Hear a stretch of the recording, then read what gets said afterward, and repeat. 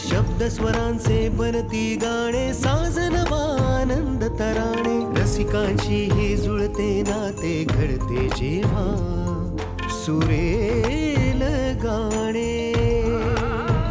कसे हे घडते मनात येते, भेटू बोलू ऐकू तयांच्या गोष्टी गाण्यांच्या, गोष्टी गाण्यांच्या.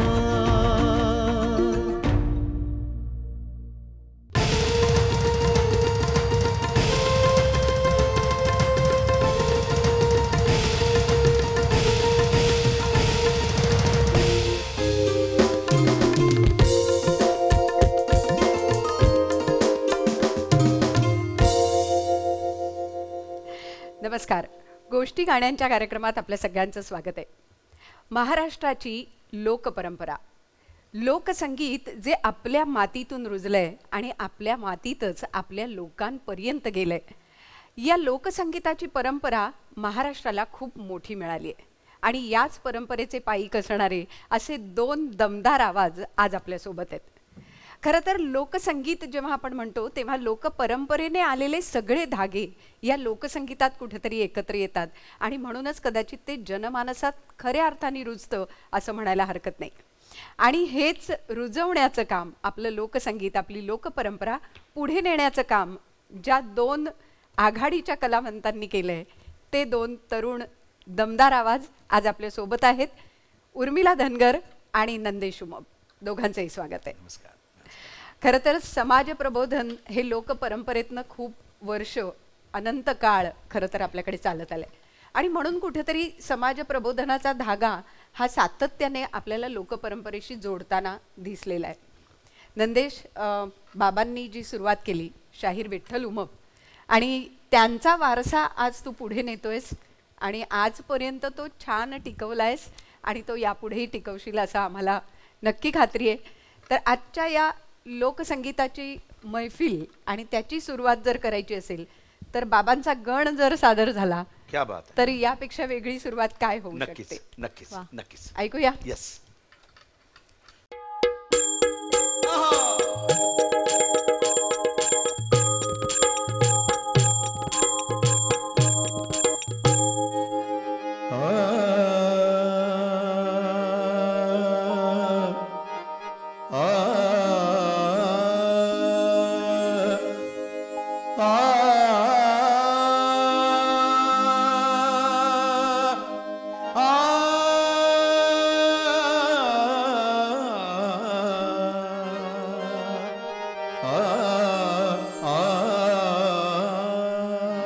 सात सुरांच्या सूत्रधारा, सात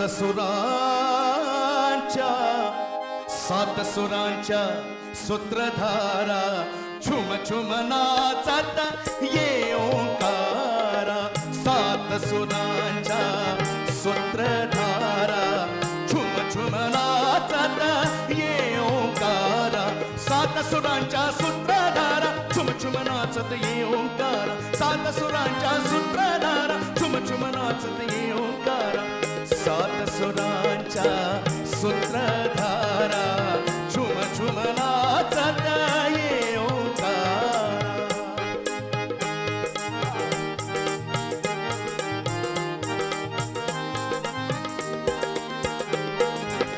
विठ्ठल शाहीर करी मन धरणी, विठ्ठल शाहीर करी मन धरणी.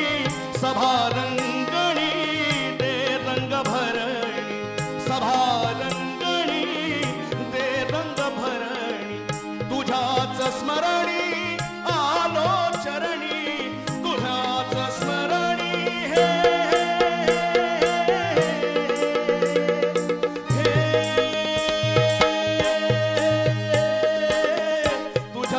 स्मरणी आलो चरणी. पराभवाचा खल संहारा, पराभवाचा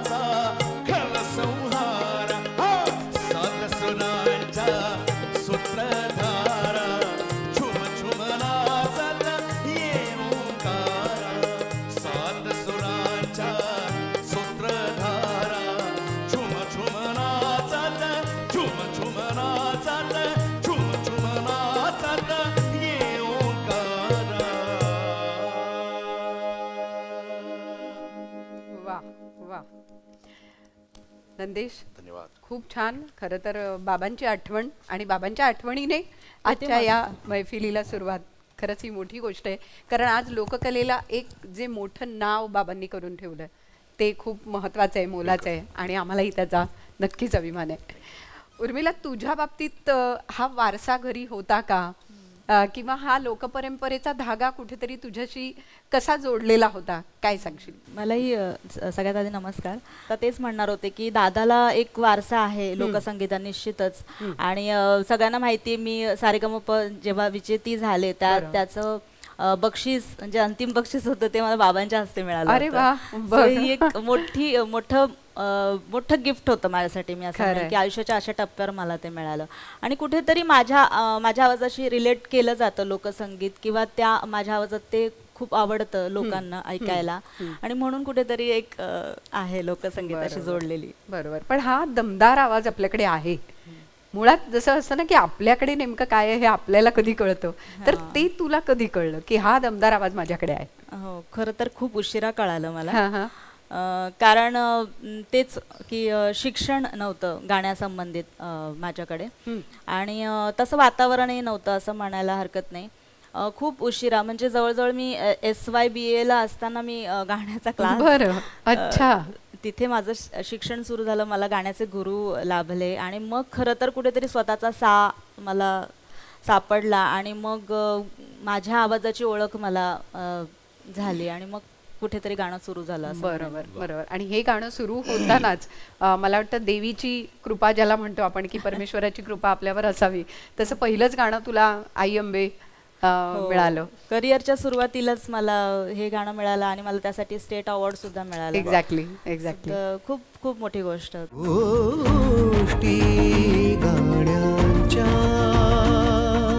ते कसं मिळालं, म्हणजे त्या टप्प्यापर्यंत तू कशी पोहोचलीस, ते गाणं तुझ्या हातात कसं आलं? म्हणजे या रियालिटी शो मुळे मी जगभरात पसरले, माझा आवाज लोकांना माहीत झाला, मी माहीत झाले, आणि त्याच्यामुळे मला असं कधीच करावं लागलं नाही की मी माझा आवाज ऐका किंवा मला संधी, म्हणजे असं आजपर्यंत मी अनुभव नाही आलाय मला, टचवूड की मला समोरून काम आलंय प्रत्येक वेळेला. आणि हेही तसंच माझ्याकडे चालून आलं गाणं. प्रवीण कुवर याचे संगीत दिग्दर्शक होते, आणि त्यांनी खूप छान म्हणजे पुरेपूर म्हणतात ना आवाजाचा वापर करून घेतला त्यांनी या गाण्यासाठी.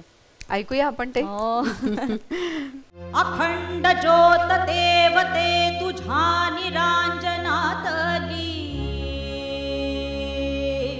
अपार भाव भक्तीने तुझीच मूर्त पूजिली, त्रिशूल खड्ग घेऊनी विनाशण्या असुर ये, बनून रौद्र दामिनी प्रकाशण्या दिवीर ये, प्रतीक नारी शक्तीचे वैष्णवी महेश्वरी, तुझाच अंश राहू दे सदैव माझ्या अंतरी, आई अंबे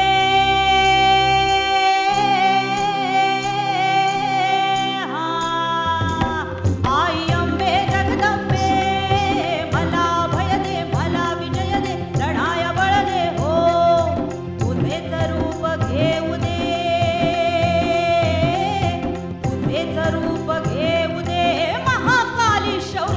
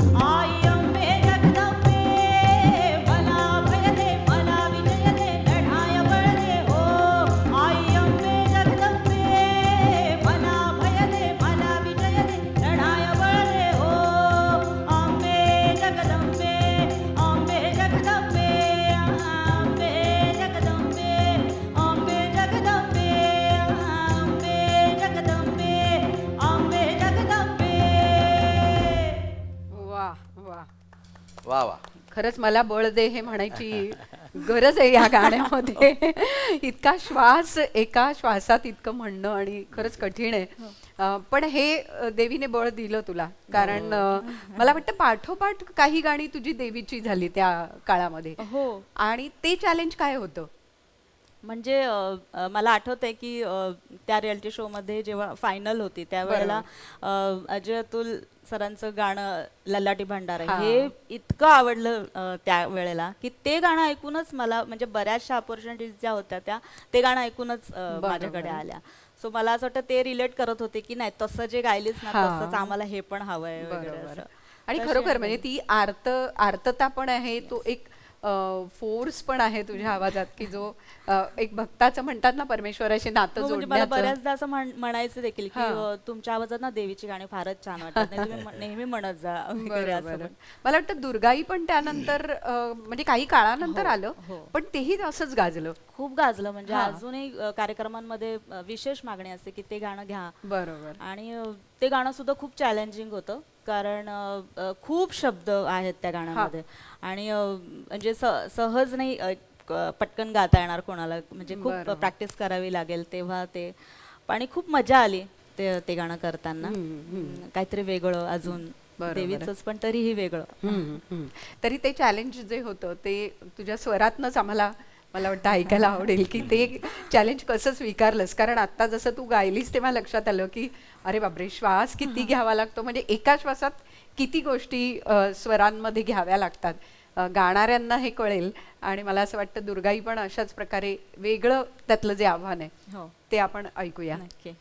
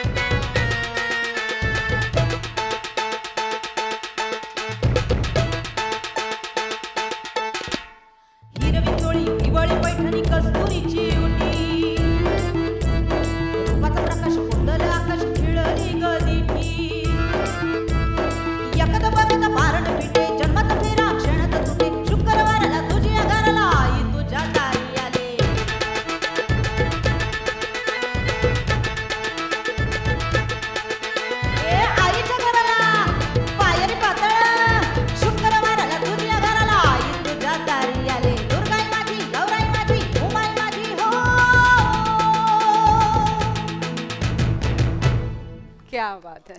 वा, दुर्गाई पावली आम्हाला असं म्हणायला हरकत नाही. पण खरंच आहे, हा एक वारसा पुढे नेणं ही खूप मोठी जबाबदारी असते आणि ती जबाबदारी आज तुम्ही दोघंही पेलताय. खूप बरं वाटतं की तुम्ही हा आपला वारसा पुढे नेताय. पण नंदेश, जसा घरातनं आलेला वारसा होता तसं पुढे तुझा स्वतःचा एक वेगळा प्रवास खरं तर सुरू झाला. आणि आज नंदेश उमप असं नाव घेतल्यानंतर आम्हाला सगळ्यात आधी काय आठवतं तर पोवाडा. मी शिवाजीराजे भोसले बोलतोय, या चित्रपटातला पोवाडा. तर या पोवाड्याची कशी सुरुवात झाली, काय झालं नेमकं त्यावेळेला? सर्वप्रथम हा कार्यक्रम जे पाहतायत, संबंध महाराष्ट्र पाहतोय, महाराष्ट्राच्या बाहेर पाहतायत, ते सगळ्यांना मी जय महाराष्ट्र आणि नमस्कार करतो आणि तुम्हालाही नमस्कार करतो. खूप सुंदर कार्यक्रम आहे, त्यामध्ये आम्हाला बोलावलं. आता आपण त्या प्रश्नाकडे येऊ, किंवा मध्ये जो आता विचारला की ते आधी गाणं मी गण गायला होता, ते बाबाने लिहिला होता. तो पारंपरिक, ती चाल जरी पारंपरिक असली तरी त्यात थोडासा बदल बाबानं काळानं रूप करावा लागतो, तो केला होता आणि बाबांनी ते गण लिहिलं. यातनच, या परंपरेतनंच आम्ही येत असल्यामुळे पोवाडा आमच्या घरात होता आणि म्हणून की काय तो DNA माझ्यात आमचा आजोबा गायचा. पण हा पोवाडा माझ्याकडे येणं याच्या एक मागे आणखी 22 वर्ष मागे जावं लागेल किंवा आता या किंबहुना या पोवाड्याला 14 वर्ष झाली गाऊन, त्याच्याही अजून तुम्ही एक 15 वर्ष मागे जा. बरं. श्रीमान योगी हा कार्यक्रम अमोल बावडेकर त्यांच्या बाबांचा होता, तिथे आम्ही गायचो. बरं. तर त्या कार्यक्रमात आम्ही गात असे आणि एक छोटा लाईट आमच्यावर असायचा आणि अखंड त्याच्यावर असा प्रसंग बसवला जायचा आणि तो म्हणजे अंगावर काटा येणार प्रसंग होता. पण तेव्हा आम्ही फक्त गायचो आणि आम्ही पाहायचो की आम्हाला इथे थांबायचं आहे, आता ते अफजल खान येणार वगैरे वगैरे. पण त्याच्यानंतर अनेक वर्षानंतर अजितला माहित होतं मी पोवाडा गातोय, अजित परब ज्यानं याचं संगीत केलं. मी शिवाजी राजे भोसले बोलतो. तर अजितने मला बोलावून घेतलं आणि अजित म्हणाला, अरे पोवाडा आहे. म्हटलं, अरे कुठला आहे, तू ये रे. अजिवासन स्टुडिओमध्ये मला बोलवलं. अरे आपला नेहमीचा तो गातोस तो. म्हटलं अच्छा. म्हटलं ठीक आहे. तर मी गेलो आणि विश्वास वाटणार नाही आणि मलाही विश्वास वाटला नाही. मला म्हणाला, बघ असा आहे. म्हटलं, अरे रिदम आणि काय बनवलंस का, कशावर मी गायचं काय. नाही म्हणे, आम्ही एक कॉर्ड आहे, एक निलेशने फक्त ढिम तच धिम धिम तच एवढा फक्त डफ वाजला होता. बरं. काहीही नव्हतं त्या स्क्रीनवर. बरं. तर तो म्हणाला, तुला माहिती आहे ना तो कसा गायचा आहे, तिथे थांबायचं तिकडे थांब, आपण नंतर तो व्यवस्थित त्याला भरलं जाईल. बरं. शूटिंगसाठी तो पाठवायचा आणि सगळी गडबड. तर मी तो गायला, मी 15 मिनिटात गाऊन बाहेर आलो. कारण तो नेहमीचा गात होतो, कुठे कुठे टेक्निकली थोडा एरर येत असल्यामुळे आम्हाला थांबावं लागत होतं किंवा फंबल किंवा काय. तर 15 मिनिटात तुम्हा सगळ्यांच्या आशीर्वादाने मी गाऊन बाहेर आलो. पण गंमत खरी आता इथे सुरू होते की त्याच्या आधीची 2 पानं बघा, म्हणजे महाराजांची कीर्ती बेफाम हे जे काही सुरू होतं, प्रतापगडचा पोवाडा नंतर सुरू होतो. पण ती 2 पानं मी दरवाजा उघडला आणि अजितने 2 पानं माझ्या हातात दिली. नंदेश हे घे. म्हटलं, काय वेगळं आहे का काही गायचं. नाही म्हणे, हे हा पोवाडाच आहे, त्याचा सुरुवातीचा भाग आहे. म्हटलं, अरे मग म्हटलं, सांग मला चाल, काय चाल आहे. नाही म्हणे, आम्ही चाल वगैरे बांधली नाहीये, ते तू जा आणि तू म्हण. अरे असं कसं. म्हटलं, मला काहीतरी सांग त्याच्या आधी, मग याच्या नंतर तो जॉईन होणार आहे, तू जा. आणि त्याला विश्वास होता त्याच्या मित्रावर. मी गेलो, म्हटलं फक्त अजित मला 2 मिनिटं दे.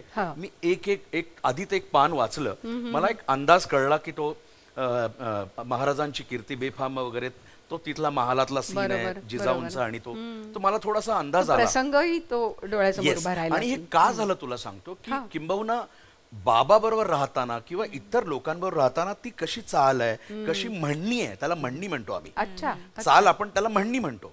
उचलणं कसं आहे, ती कशी बांधली जावी. पण काय असतं की आजच्या ह्याच्यात आणि त्या गाण्याला आणि तो इतका, बरं कोणासाठी फिल्म आहे मला माहित नव्हती, कोणावर फिल्म होणार आहे मला माहित नाही. मी जस्ट गाऊन गायचं होतं. मला पानं दिली. मी म्हटलं, अजित एक अंतरा वाचतो, टेक करूया.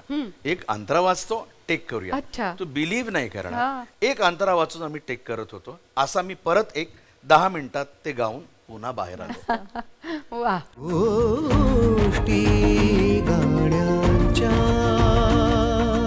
अशा रीतीनं ते गाणं झालं आणि ते गाणं मला खरंच कौतुक वाटतं.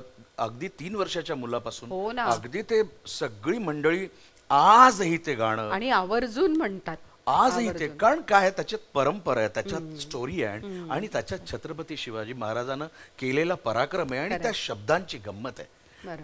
ते साहित्य जे आहे ना ते तुम्हाला धरून ठेवतं, त्याची ती लकप आहे. आणि मग स्टेजवर अनेक आविर्भाव करून मी गायला लागलो. तर ते त्याच्यामध्ये ती स्टोरी आहे ना, ती आविर्भाव आहे. जसं आपण पंडवानी म्हणतो, इथे नॉर्थला पंडवानी चालतं, बरोबर की लागलन ते काही स्टोरी सांगतात रामाची किंवा याची, ती सांगत त्याच्यात अभिनय असतो. मग तोच तंबोरा उचलून ती धनुष्य बनवते. म्हणजे हे जे काही हे सांगणं आहे हे तिकडे आपल्याकडे पण पोवाड्या रूपी आहे. तर म्हटलं हे आलं तर हे नुसताच माईकवर उभा राहून नाही, तर आपण जर हे रंगमंचावर आविर्भाव करून सादर केला तर हे पहिल्यांदा कुठेतरी माझ्याकडनं झालं असेल आणि तेच कुठेतरी त्या गाण्यात उतरलं आणि ते तुम्हा सगळ्यांना आवडलं.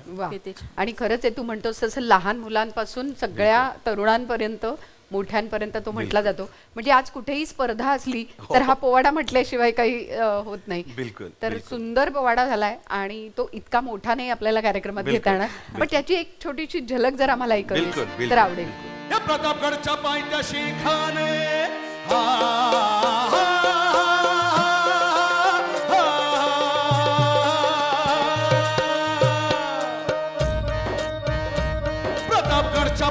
पायथ्याशी खान, प्रतापगडच्या पायथ्याशी खान, आला बेगुमान नाही त्याला जाणे. शिवाजी राजाच्या करामतीची अरे त्यासी नाही जाणीव शक्तीची, अन करील काही कल्पना युक्तीची. हजी जी जी करील काही. महाराजांना निरोप घेतला, महाराजांना निरोप घेतला, न दंडवत घातला भवानीला. हन तसेच आईची जाऊला, हन बघत येऊ बंगार त्यो खसला. हन पाणी आलं आईच्या डोळ्याला, सरदार लागले रडायला. हवं हे सरदार तर रडतीलच. हे सरदार आमचा राजा निघाला, हे सरदार तर रडतीलच. पर हत्ती घोड शिवनाचार्याला. हन गाई बघा, हन गाई बघा लागल्या त्या हमराया. असला बेहुदा वखत आला, दुश्मनाच्या गोटामंदी, दुश्मनाच्या गोटामंदी चालला मराठ्याचा राजा.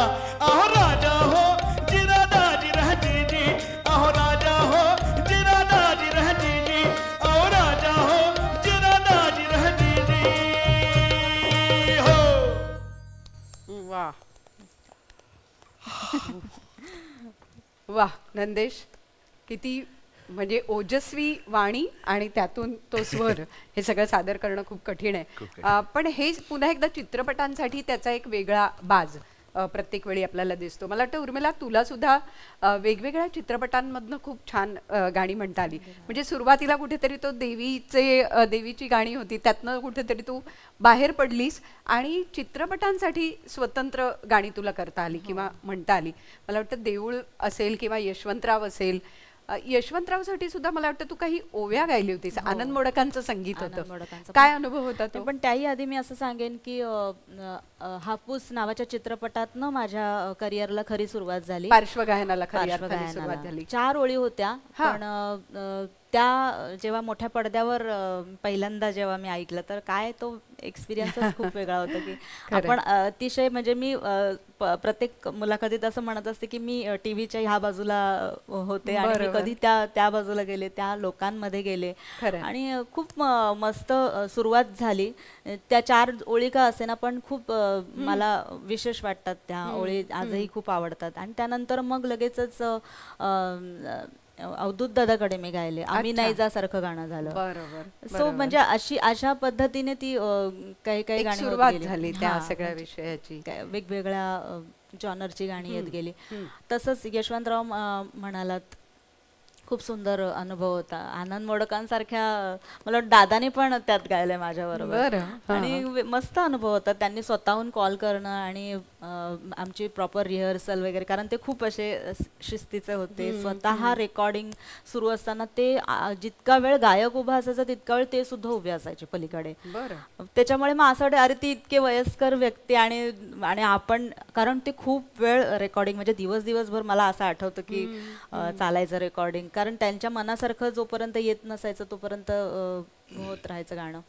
आणि मला यशवंतराव चव्हाण यांच्या आई ज्या होत्या त्यांच्या तोंडी असलेल्या ओव्या सगळ्या मला गायला मिळाल्या होत्या त्या चित्रपटात. म्हणजे त्या त्यांनी लिहिलेली त्यांनी स्वतः ती ओवी सुद्धा मला गायला मिळाली. खरंच भाग्य होतं माझं. आणि जब्बार पटेल सारखे दिग्दर्शक म्हणजे स्वप्नवत होतं की अरे आपण त्यांचे चित्रपट आजपर्यंत पाहिलेले असतात आणि अशा लोकांबरोबर काम करायला मिळतं आपल्याला. सो खूप मस्त. आणि तो एक प्रवास आहे. म्हणजे आपण हापूस जसं तू म्हणालीस की तिथनं तो सुरू झाला आणि तिथून मग अगदी देऊळ अजिंठा पर्यंत तो खूप छान वेगळ्या कौशल इनामदार आणि इतकं वेगळं गाणं ते पुन्हा ओठ भरणीचं असं गाणं होतं. म्हणजे सहज येत गेल्या संधी आणि मलाही खूप मजा येत होती की आपल्या आवाजात काहीतरी वेगवेगळं शक्यता आपल्याला सुद्धा समजतात त्या वेळेला. खरं मला वाटतं त्यातल्या काही ओव्या म्हणजे एखादी ओवी आम्हाला ऐकायला आवडेल यशवंतराव मधली. माय बापाच्या पोटी माझा जन्मला मोती, माय बापाच्या पोटी माझा जन्मला माझ्या बाळराजाचं, माझ्या बाळराजाची सारी सृष्टी गुणा घेती, माय बापाच्या पोटी माझा जन्मला मोती. वा, ही त्यांनी स्वतः लिहिलेली आहे हो, म्हणजे यशवंतरावांच्या विठाबाईंनी. आईने. विठाबाई, बरं. हो, आणि ते आणि मला- आणखीन मला वाटतं त्यातली एक छान ओवी. येस, म्हणजे त्या ओवीचा प्रसंग असा होता की त्यांचे यजमान जे होते ते गेलेत आणि मग त्या आवाजात ती कशी गाईल, मग बापरे. ते सगळं वातावरण. आणि मला अजूनही आठवतं की त्या रेकॉर्डिंगला जब्बार पटेल पण उपस्थित होते आणि मला ते आणायचं होतं. आता तेव्हा मी खूपच लहान होते, म्हणजे so आई असणं किंवा आईला काय वाटेल, एक म्हणजे तिला लहान मुलं आहेत आणि मग अशा वेळेला थोडंसं नक्की. गडगड भूट दाट आलं अंधारून, किल्या पाखरांचा जीव खोप्यात दडून.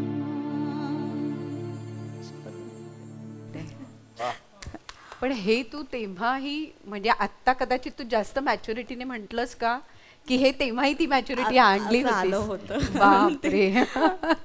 कारण खरंच खूप कठीण आहे ते भाव, पुन्हा एकदा ते भाव व्यक्त करणं. ते महत्वाचं होतं त्या गाण्यासाठी. खरीच गोष्ट आहे. आता मला विषय जमलं. निघाला म्हणून मी सांगतो, या चित्रपटाच्या अनुषंगानं आम्ही दोघेही त्या चित्रपटात होतो आणि जब्बारांबरोबर काम करायला आम्हाला बरोबर. मिळालं. मी माझाही त्याचबरोबर प्रसंग सांगतो. आता ताईने सांगितलं, ताईचा खूप गोड आवाज आणि तिचा ते मातीतला तिचा जो आवाज आहे तो प्रत्येक वेळी स्पर्शून जातो सगळ्या गाण्यांना. खरं. तर ते तिच्याबरोबर पण मला गाता आलं, माझंही भाग्य आहे की ती त्या सिनेमात आहे. आणि जब्बारांचा फिल्म होती आणि मोडक काकांचं संगीत, म्हणजे त्यांच्यावर मी 4थ्यांदा 5व्यांदा काम करत असेल.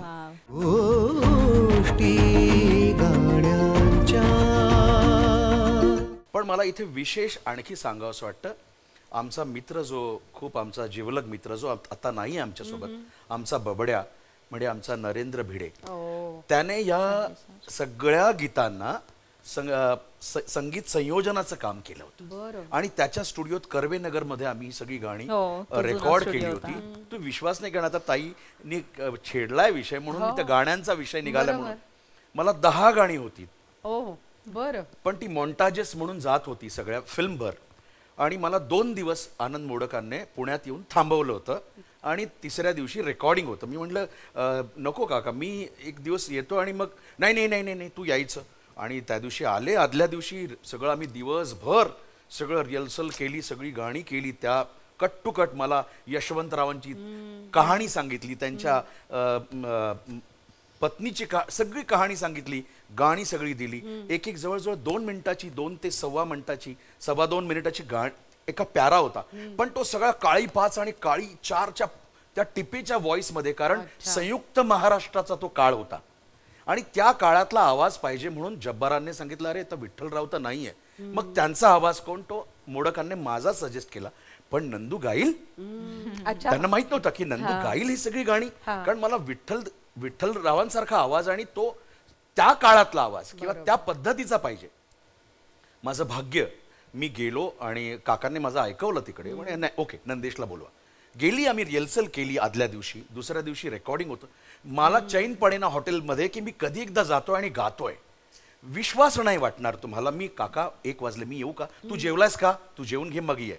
मी जेवलो नाही. मी हो म्हणलं, हो मी जेवलो. कारण राहावे ना, एकतर इतकी मोठी फिल्म. मी 3:15 वाजता स्टुडिओत पोहोचलो. आनंद दादा गाऊन बाहेर आले होते. 3:45ला मी माईकवर गेलो. तुम्ही बिलीव्ह नाही करणार, मी 10 मला चंक होते, ते सगळे 10 गाणी होती. तुम्ही विश्वास नाही करणार, मला माहित नाही, मी 7:15 8:30 वाजता बाहेर होतो. आणि जब्बार तिथे होते. एक गाणं झालं की ते बाहेर जायचे, काही त्यांची चला आता काय काय रे आनंद, काय आता घ्यायचंय, झालं 8:30 वाजता मी रेकॉर्डिंग स्टुडिओच्या बाहेर होतो. ती सगळी गाऊन किती छान. मला हातात धरलं त्या दोघांनी, असं चला आता जाऊ जेवायला. म्हणजे त्यांना विश्वास नाही वाटला, कारण मोडकांचं संगीत आणि त्यांचं सांगण्याची जी पद्धत होती ते आजही खूप मला ताईने म्हणजे आठवण केली. परिस्पर्श होता मी असं म्हणेल त्यांच्याबरोबर काम करायला आणि आपलं मिळणंच भाग्य म्हणजे की खूप भाग्य. थोर संगीतकारांबरोबर प्रश्न खूप मोठी माणसं आणि होती. त्या आनंद. प्रत्येक चित्रपटाची एक वेगळी मागणी असते कारण चित्रपटासाठी गाणं करताना पुन्हा तो संगीतकार तुमच्यापर्यंत तो विषय आणत असतो आणि त्या विषयाला तुम्हाला पुढे न्यायचं आणि असतं त्या तो पद्धतीचे महत्त्वाचा आहे. शब्दही होते ना. आता खरंय. जसं ताई म्हणली किती पारंपरिक आणि किती त्यावेळेचे आहेत ते रिलेट करणारे. तर त्याला आपण कसं गायलं पाहिजे आणि ते आम्हाला प्रत्येक सूर शब्द सांगत होते. खूप सुंदर. मला वाटतं हेच अनुभव तुमच्या गाठीशी आहेत आणि हेच आम्हाला ऐकायला आवडतात. उर्मिला, तू बोलता बोलता हापूसचा विषय मगाशी काढलात तर मला वाटतं अशी छोटी छोटी झलक आम्हाला तू काही गाण्यांची जर ऐकवलीस म्हणजे हापूस मधल्या त्या 4 ओळी आम्ही नाही जा सारखं गाणं म्हणजे हे ऐकल्याशिवाय पुढे कसं जायचं बरं. नक्की. आंबा पिकतो रस गळतो आंबा पिकतो रस गळतो कोकणचा राजा बाई दंग मांडतो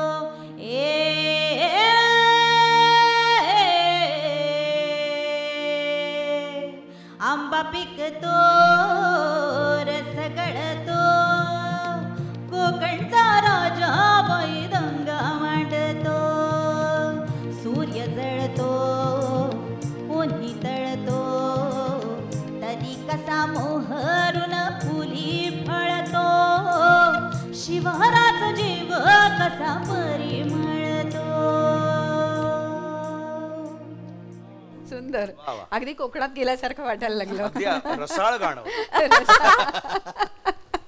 खरंच आहे आणि तितकं रसाळ ते झालं कारण तू ते गोड. सुंदर सादर वा. केलंस आणि अशाच नखरेबाज म्हणतात तसं आम्ही नाही जा वगैरे सारखी हो. गाणी त्याची- त्याच्यात पुन्हा त्याची एक वेगळा छान- नखरा. हा, त्याची पण आठवण हा. आहे की म्हणजे आपण मोठ्या एवढ्या बॅनरसाठी गायला जातो. मला बोलवलं गेलं जेव्हा सचिन पिळगावकर तिथे रेकॉर्डिंगला होते. बरं. अवधूत आणि सर त्यांना होते. गाणं उत्तम कळतं. आणि बापरे आणि ते गाणं असं होतं की नटखट म्हणतो ना नटखटपणा खूप आहे त्याच्यामध्ये. तर मला काही ते काही येतच नव्हतं म्हणजे आम्ही नाही मम्मी नाही. तर ते अवधूत सर म्हणले काय ग तू काय हट्ट बिट्ट करतेस की नाही घरी कधी भावाला वगैरे असं तरी. तर तेव्हा कुठे ते आम्ही नाही वगैरे. मग तेव्हा लग्न वगैरे झालेलं नव्हतं ना त्याच्यामुळे तुला ते पुन्हा ते भाव कसे कळणार. ऐकूया थोडस. अंग थर थरलो गो नजरेला बाई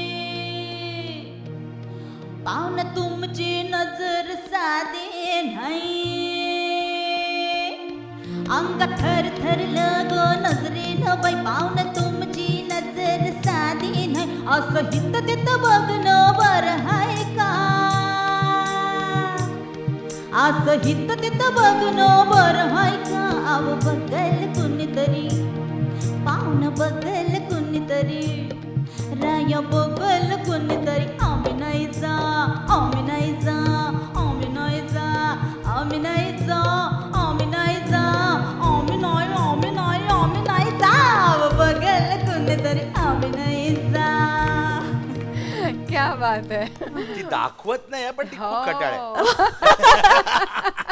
आमची तो ताई दाखवत खट्याळपणा नाही. खट्याळपणा उतरलाय तसं सगळं बरोबर. खट्याळपणा इथे गळ्यात ना ती एक्सप्रेस करते. क्या बात आहे. वा वा क्या खरंच आहे आणि हे एक्सप्रेस करणं आणि तू आता म्हणजे गाऊन दाखवल्यानंतर ते आम्हाला पटतं की अरे ही बोलताना तर असं वाटतच नाही पण तो स्वरातनं जो खट्याळपणा म्हणजे जिथे हवा तिथे. नाही मला सांगायला आवडेल की ह्या ज्या गोष्टी होत्या ह्या आपण शिकत शिकतच पुढे येत असतो. तर मी लाईट म्युझिक डिप्लोमा जेव्हा केला मुंबई युनिव्हर्सिटीतनं तेव्हा अच्युत ठाकूर होते शिकवायला.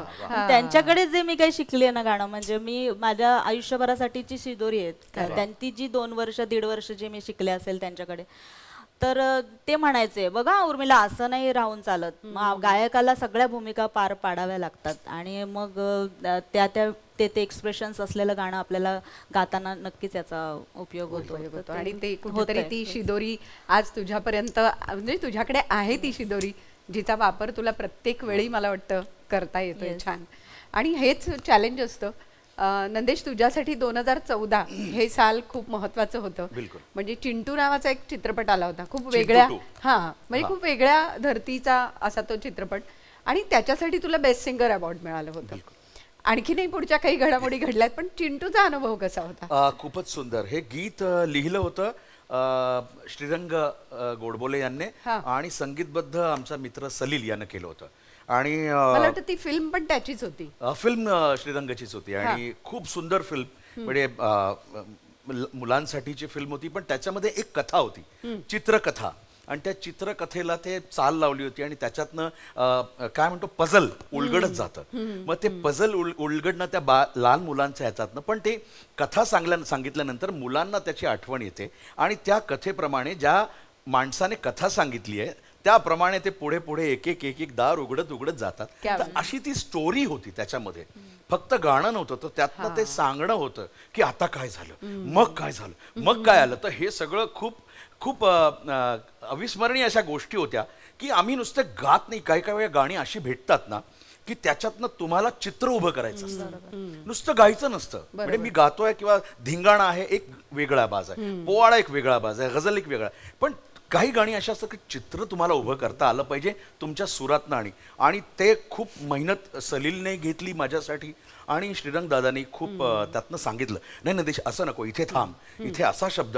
तर हे खूप त्याच्या मागे स्टोरी पुण्यात जाऊन आम्ही रेकॉर्ड केलं आणि त्याच्यासाठी मलाच गायला घेतलं. आणि त्या थंडीमध्ये आम्ही बापरे पायात म्हणजे दगडात बसलो होतो, दगडात पाय आहे की पायात दगड आहे कळत नव्हतं, इतका दगडासारखा पाय झाला होता. बापरे, कळत नाही, इतकी थंडी की मारलंच तरी कळणार नाही त्याच्यावर काय तू दगडात मारतेस की पायावर मारतेस, इतकी थंडी होती. आणि त्यात ते गाणं शूट झालं आणि खूप सुंदर पद्धतीने झी अवॉर्ड त्या 2014चा मला त्या गाण्यानं, म्हणजे हे श्रेय सगळं सलील कुलकर्णीचं आहे आणि गोष्टी उलगडत जाणारा असं खरं तर ते गाणं त्याने करून घेतलं माझ्याकडे. आपल्या गोष्टी गाण्यांच्या कार्यक्रम आहे, त्याच्यामुळे या गाण्यांच्या गोष्टी तुझ्याकडनं ऐकता येतात, हे खूप बरं वाटतंय. पण याच वर्षी एक अमेझिंग वर्ल्ड रेकॉर्ड तुझं झालं आणि ते अवॉर्ड जे मिळालं, बिलकुल जांभूळ अख्यान.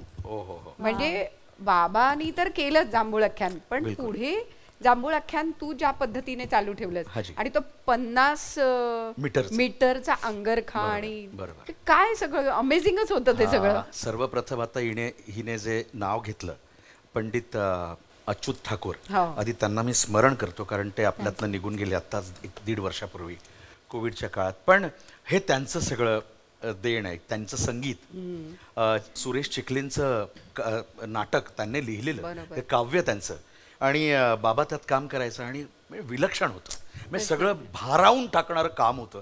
संगीतही श्रेष्ठ, काम करणारेही श्रेष्ठ आणि कथाही श्रेष्ठ. ती राजाराम भाऊंची, परभणीतले राजाराम भाऊ, तिथून ती थोडी कथा घेतली, त्याला एक्सपेरिमेंटल थिएटर असं नाव देतात INT कडनं. आणि बाबा आधी 43 मीटरचा अंगरखा घालायचे, पण बाबा गेल्यानंतर 2012ला जेव्हा मी हे नाटक परत सुरू केलं, ते माझ्या खांद्यावर आलं, तेव्हा त्याचे 50 प्रयोग आमचे कंप्लीट होत होते. तर काय करायचं म्हणून 50 मीटरचा अंगरखा आपण जर घातला, 50 शिवून घेऊया. तो शिवणं फार खूप जड होता, तो शिवून मिळत नव्हता. तो आम्ही लालबागला एक ते परब काका होते, ते नव्हते, आम्ही एका व्यक्तीकडनं त्याला दाखवला, ये ऐसा सिलाना आहे. मग ते बापरे, ते काय कसं झालं मला माहित नाही, पण 50 मीटर झाला आणि तो घालून मी उभा राहिलो परत 50व्या प्रयोगाला. पण जांभूळ आख्यान त्याची गाणी ही होताना मी पाहिलेली आहेत, मी त्याचा साक्षीदार आहे. अच्युत ठाकूरांकडे अनेक गाणी सगळी गण झाला, देवीचं आवाहन झालं, पण टायटल काय लागेना. अच्छा, टायटल लागेना त्या गाण्याचं. जे प्रत्येक नाटकाचं किंवा सिनेमाचं एक टायटल असतं, ते होईच ना. आणि अजित भगत अच्युत ठाकूरांच्या डोक्यावर जाऊन रात्री 1 वाजता बेल वाजवायचे. अच्युत, अरे ही काय वेळ आहे, तू काय आहे, तू किती वाजले, हार्मोनियम काढ. मग ते बसायचे.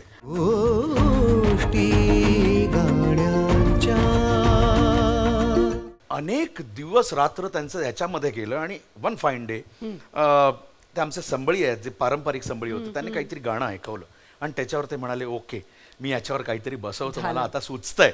आणि सुचलं आणि ते टायटल त्या जांभूळ आख्यानातलं आज प्रत्येकाच्या तोंडी ते आहे. म्हणजे नाटक ओळखावं कसं, म्हणजे मला सांगा सुखम, जसं हे प्रसिद्ध आहे, किंवा असं या नाटकाचं टायटल. असे खूप कमी नाटकं आहेत ज्याची टायटल्स गाजलीत किंवा संगीत गाजलंय. ते अच्युत ठाकूरांचं श्रेय असं म्हणावं लागेल. तर ते झाडाची उडविली फळं केली देवगत. ऐकूया का? येस येस, बिलकुल बिलकुल बिलकुल. झाडाची उडविली फळ अन केली देवगत. झाडाची उडविली फळ अन केली देवगत.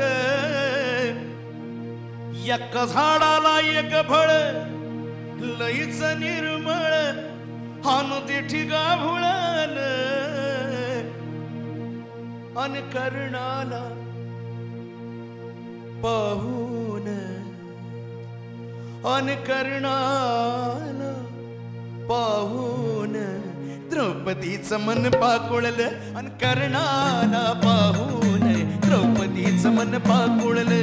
झाडाची उडविली फळ केली देवगत. एका झाडाला एक फळ लईच निर्मळ ते ठिगा भुळलं. कर्णाला पाहून द्रौपदीचं मन पाकुळलं. अन कर्णाला पाहून द्रौपदीचं मन अन कर्णाला पाहून द्रौपदीचं मन पाकुळलं. क्या बात आहे. आम्ही परत जांभूळ सुरू करतो वा, या निमित्ताने. वा. आणि पुन्हा एकदा त्याचे प्रयोग होऊ देत. पुन्हा एकदा बाबाची आठवण तर आहेच, पण त्याच्या जोडीला तू तो वारसा पुढे नेतोयस ह्याचं. आणि आमच्यात दुःख हे आहे की हे तिन्ही मंडळी अच्युत सर असतील किंवा चिखले असतील, बाबा असतील, हे आमच्यात तिघेही नाही आहेत, पण त्यांच्या आठवणी आणि त्यांचा आशीर्वाद आहे, नक्की आम्ही घेऊन पुढे निघालो. पण तोच आशीर्वाद तुझ्या पाठीशी इतका छान आहे की तुला त्याच वर्षी 2014 संगीत नाटक अकादमीचा अवॉर्ड मिळाला. बरोबर. सो तोही क्षण मला वाटतं खूप मोठा महत्वाचा होता. खूपच खूपच खूपच म्हणजे आनंददायी होता. म्हणजे पहिला लोककलेतला आपण म्हणूया लोकसंगीतातला. बर. म्हणजे तिथे कॅटेगरीज वेगळ्या असतात, पण लोकसंगीत प्रॉपरली की तुम्ही गोंधळ गाताय, गण गाताय, पोवाडा गाताय, सगळ्या बाजू गाताय आणि त्या अनुषंगानं तुम्हाला केंद्रातला बरोबर संगीत नाटक उस्ताद बिस्मिल्ला खान युवा पुरस्कार मिळतो. ही खूप माझ्यासाठी मोठी गोष्ट होती. ही सगळी देण बाबाची आहे. आणि त्यासाठी आम्ही एक पुरस्कार भेटल्यानंतर तुम्हाला सादरीकरण असतं. बरं. आता तुम्ही काय सादरीकरण करणार की बाबा हा इनको मिला है तो ये क्या करते हैं, तो सगळ्यांचं असतं. तर मी म्हटलं काय करूया काय करूया. तर आदल्या रात्री मला दुसऱ्या दिवशी फ्लाईट पकडायची होती. मी चाळत होतो बाबाचं किताब, त्याच्यात मला बाबाची गवळण सापडली आणि ती गवळण मी वाचली. आणि फ्लाईटला आता झोपायचं नाही म्हणून आम्ही सगळे घरी आले होते. आम्ही म्हटलं आपण एकत्र जाऊ. तर आम्ही जस्ट वॉक करायला खाली निघालो, ती माझ्या डोक्यात होती आणि विश्वास नाही करणार, एक अंतरा माझा साईन आणि अंतरा त्या रात्रीत लागला. बिलकुल झाला. तिथे पोहोचल्यानंतर पूर्ण गाणं आम्ही दुपारी केलं आणि संध्याकाळी गायलो त्या गुजराती लोकांसमोर तिथे जामनगरला. आणि विश्वास नाही करणार, सगळ्यांनी वन्स मोर दिला. मला माहित नाही काय किमया झाली, पण खूप छान गाणं त्या दिवशी रंगलं. आणि संगीताला भाषा नसते, त्याच्यामुळे ते स्वर तुझे पोहोचले त्यांच्यापर्यंत. बिलकुल बिलकुल. ते अशा पद्धतीने ते गाणं जन्माला आलं. वा, ऐकूया ना. बिलकुल बिलकुल बिलकुल ऐकूया. सोड सोड माझी वाट रे कान्हा कान्हा कान्हा कान्हा. सोड सोड माझी वाट, सोड सोड माझी वाट, सोड सोड माझी वाट, सोड सोड माझी वाट रे कान्हा. जाऊ दे मुकाट कान्हा, जाऊ दे मुकाट रे कान्हा, जाऊ दे मुकाट.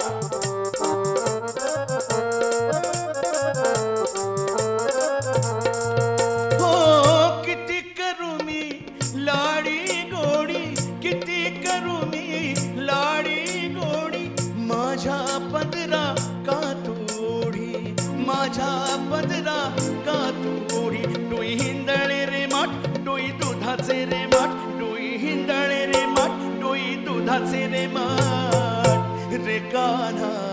जाऊ दे मुकाट कान्हा, जाऊ दे मुकाट.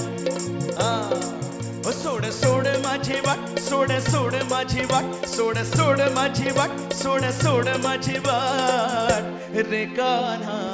जाऊ दे मुकाट कान्हा, जाऊ दे मुकाट रे कान्हा, जाऊ दे मुकाट. वा, खरंच या गवळणी, अभंग, ओव्या हे सगळं इतकं परंपरेने आपल्याकडे आलेलं आहे. महाराष्ट्राची ही खूप मोठी परंपरा आहे. मला असं वाटतं की त्या परंपरेचा एक खूप छान वारसा तुम्ही पुढे नेताय. तसं मला असं वाटतं की जे गाणं खूप गाजलं, लोकांच्या घरोघरी गेलं आणि लोकांच्या मुखी आजही ते आहे, ते म्हणजे फू बाई फू. बिलकुल. एखादी आठवण छानशी त्या संदर्भातली आम्हाला बाबांची ऐकायला आवडेल. आठवण म्हणजे बाबाच सांगतात हे गाणं कसं जन्माला आलं किंवा हे काय आहे गाणं. तर बाबा तेव्हा अनेक कार्यक्रम करत असत किंवा तेव्हा पोस्टात ते टेलिग्राम देत होते आणि ते त्याच वेळेस ते कार्यक्रम करत होते. पण तेव्हा ते कार्यक्रम करत असताना एका गावात भजन सुरू होतं आणि तिथे हे गात होते. तर बाबांना ते शब्द फार आवडले. बाबांनी ते शब्द आणले इथे मधुकर पाठकांना दाखवले, कारण ते तेव्हा HMV मध्ये संगीतकार म्हणून होते. मग त्या दोघांनी मिळून त्याला चाल लावली आणि ते जन्माला आलं फू बाई फू, फुगडी फू, दमलास काय माझ्या गोविंदा तू. हे तुकाराम महाराजांचं आहे, भारुड आहे. आणि ते कसं झालं, कारण बाबा 9 वाजता स्टुडिओत पोहोचला, पण तो सकाळी 6 वाजेपर्यंत गात होता. बापरे, का बरं? कारण तेव्हा पद्धत अशी होती की बाबा कव्वाली करायचे. अच्छा. तेव्हा शाहिरी बाबा फार कमी करत होते. शाहिरी करण्याआधी बाबा कव्वाली गायचे. ते उर्दू, मराठी कव्वाल्या खूप चालायच्या. अरे वा. तर तेव्हा ती कव्वाली जर 8ला सुरू झाली ती सकाळी 7 वाजता 6 वाजता संपायची. उजेड पडला की कव्वाल्या संगीत बारी असायची, सवाल जवाब. तर तेव्हा बाबा खूप गाऊन थकले होते आणि येऊन पाठकांना म्हणाले की दादा माझा आवाज काही लागेना, खूप दमलोय. नाही म्हणे विठ्ठलराव जाओ तुम्ही रेकॉर्डिंग माईक समोर उभे राहा, होणार. म्हटलं दादा मी प्रयत्न करतो पण मला माहित नाही, खूप आवाज दमला होता. बरोबर. तर गेले आणि गाणं सुरू झालं, रिहर्सल झाली, गाणं सुरू झालं.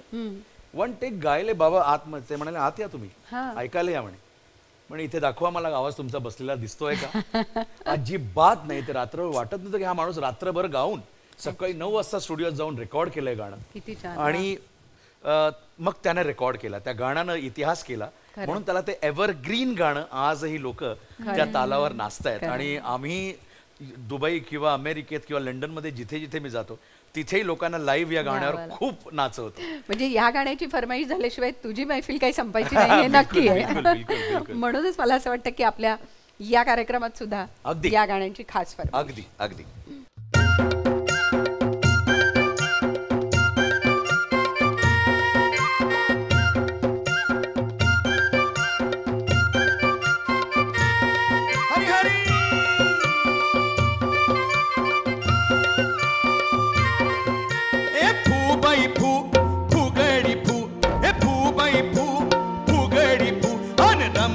काय माझ्या गोविंदा तू र गोविंदा तू, फू बाई फू, फुगडी फू, अन दमलस काय माझ्या गोविंदा तू र गोविंदा तू.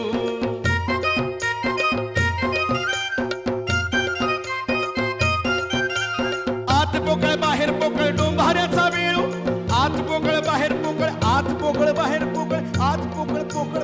ओ महाराज, हो काय लावलंय पोकळ पोकळ पोकळ. यांना कळलं नाही वाटते. अरे वत्सा, ही कवड्याची माळ पोकळ, ही ढोलकी पोकळ. अरे इतकंच नव्हे, हे विश्व सुद्धा पोकळ. मग महाराज, आऊ भरीव काय ते सांगा तरी. अरे लेका भरीव, भरीव या सह्याद्री वाहिनीच्या रसिकांचं प्रेम भरीव आहे. आत पोकळ बाहेर पोकळ डोंबाऱ्याचा वेळू, आत पोकळ बाहेर पोकळ डोंबाऱ्याचा वेळू. आणि म्हातारपणी नवरा केला तोही पोर खेळू. आता फुगडी फू, फू बाई फू, फुगडी फू, अन दमलास काय माझ्या गोविंदा तू र गोविंदा तू.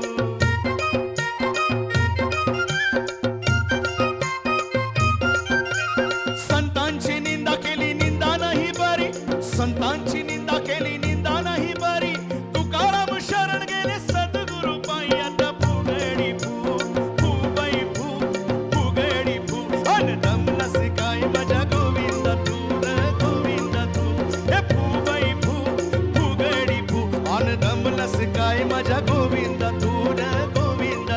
अन दमलस काय माझ्या गोविंदा तू रे गोविंदा तू अन दमलस काय माझ्या गोविंदा तू रे गोविंदा तू हो वा वा नंदेश, खरं तर हे सगळं गात असताना आमच्या डोळ्यासमोर बाबा उभे राहतात. कारण शाहीर विठ्ठल उमप यांना ज्यांनी ज्यांनी पाहिलंय, ज्यांनी ज्यांनी अनुभवलंय ते नक्की हा अनुभव घेतात.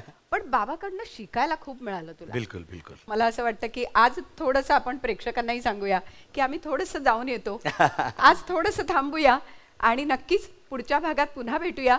नंदेश, उर्मिला, तुमच्याकडनं खूप काही गोष्टी ऐकायच्यात. आजच्या पुरतं इथेच थांबू आणि पुन्हा भेटूया. नमस्कार.